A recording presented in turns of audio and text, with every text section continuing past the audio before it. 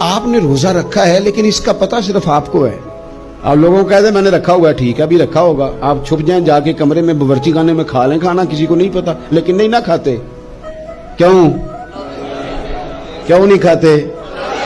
اوہو اللہ، تو بس ٹھیک ہو گئی بات. پھر کسی ریڑھی سے نا ایک پھل بھی نہیں اٹھا کے کھانا، کیونکہ اللہ دیکھ رہا ہے. پھر کسی کے حصے کی چیز نہیں کھانی. اللہ صرف رمضان بھی نہیں دیکھتا، صبح و شام دیکھتا ہے، ہر لمحہ دیکھتا ہے، دن رات دیکھتا ہے.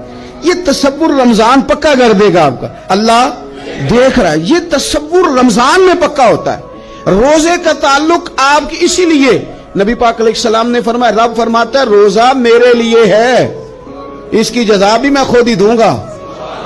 اور کچھ لفظ تو اس طرح کے بھی ہیں کہ روزہ میرے لیے ہے اور رب فرماتا ہے میں خود اس کی جزا ہوں. یعنی باقی عبادتوں والوں کو ثواب ملے گا، روزہ رکھنے والے کو رب رحمان ملے گا.